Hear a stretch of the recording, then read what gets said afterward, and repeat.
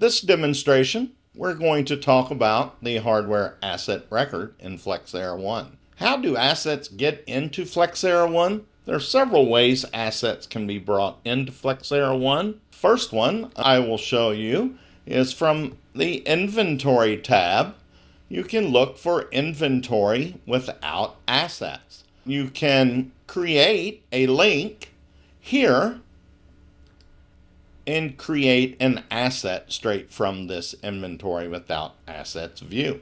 You will have a lab for this later on to create some assets within your training environments. The next way to bring assets into the system is under hardware. You can go to the all assets record and you could create an asset, both device and non-device, from this create asset drop down here. The last way that assets are created, and probably the most common, is that asset records are generated from an external source. And that information is brought into the system to create and manage those assets using a business importer. That's what we see as most common and best practice with our clients that we work with. Next, let's open up an asset record and walk through that real quick. You will see there's an asset name and there will be an asset type. There are device assets and there are non-device assets. Device assets would be considered a laptop, a mobile device, server, or a workstation. All other asset types would be considered non-device assets. Next one, you would see if this is linked to an inventory device, then you would see this populated, and you would also have a folder you could click on to open that inventory record itself, or if that was blank, you could hit search and search the inventory and associate an inventory record with that asset. Serial number is populated. You have a place to populate an asset tag, manufacturer, part number, and model. Many of these properties are being populated through the information with the linked inventory. You could also link this to a master asset. So if this was a subordinate asset of something such as a monitor, you could link it to its primary asset, calling it the master by searching the assets and selecting an asset and linking that there.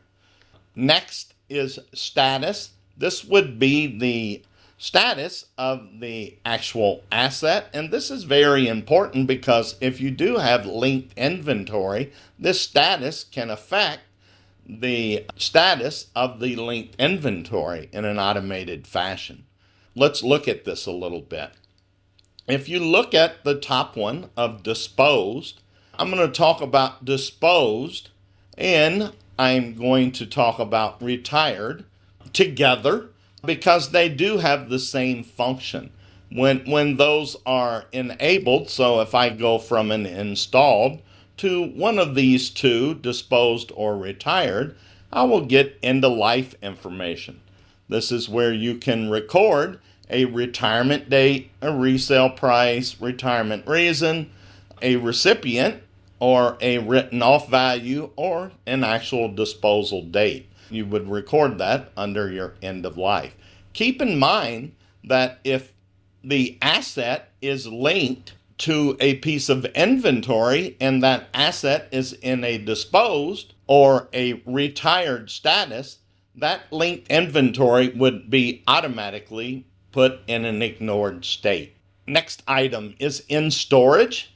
In storage, if the inventory device is linked to an asset that is marked in storage, that inventory device status would remain active, but its software or any software inventories on that would not contribute to the compliance calculations in the system. If the asset is in an installed state, then its linked inventory would be put in an active state. There is one for other and one for purchase that you can also populate on the asset record. You can also assign a category from either custom ones that you've created, such as I have a clients category and I have an asset category. You can assign a category to that asset record. This next section is last inventory.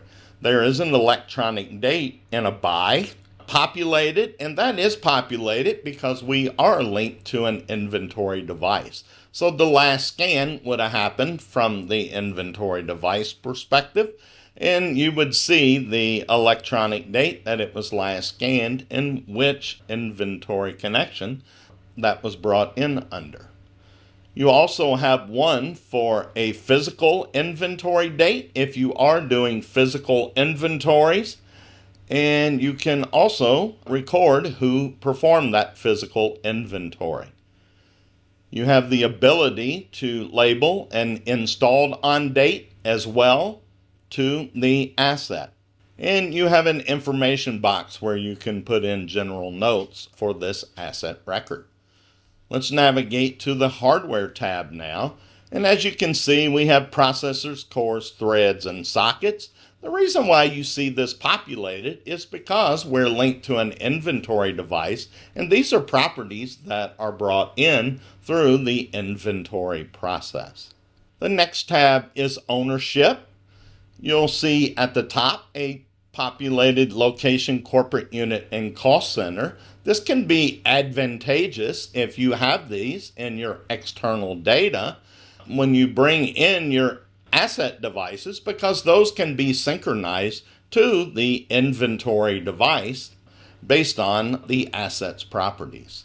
Next one, you can assign a user to this particular asset.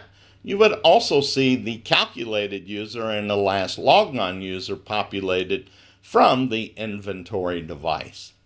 Our next tab is a financial tab. And you can see I'm in acquisition mode purchased. We can record a delivery date, a warranty type, and an end of warranty date.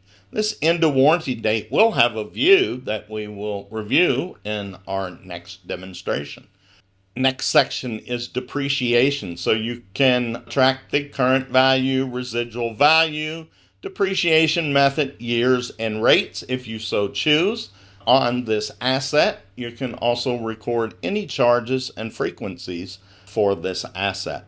Let's change our acquisition mode to leased, where you'll see we can still record the delivery date and the warranty end date, but we now have some additional information under leased information. We can record the lease agreement, the lease number, the start date, an end date of that lease agreement, the lease price, the buyout, the payments, and a period. Keep in mind there is a view that we'll go over in our next demonstration that feeds off of this lease end date.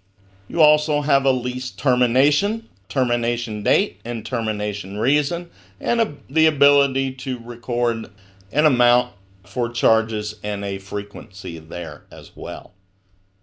Our next tab would be a sub-asset. And so a sub-asset would be something like, let's say, this device has a monitor, and we are tracking monitors as non-device assets. I could search my asset registry and search for something for a monitor. And you can see I have a monitor. I could add that asset, and that would become a sub-asset of this primary asset. That is how sub-assets work. You can have many sub-assets under one asset record. Next tab is contract tab. On this contract tab, you can associate any hardware type contracts that you are managing in the contract system with this record. I happen to have one in our system that is a Dell hardware support contract. And so I am going to add the contract in that payment schedule here. And so I can have that directly linked to the asset being managed by this contract. Next tab would be purchases. If we had purchases in the system for hardware devices, then when those were brought in as assets, you could link them to the purchase that they were purchased under.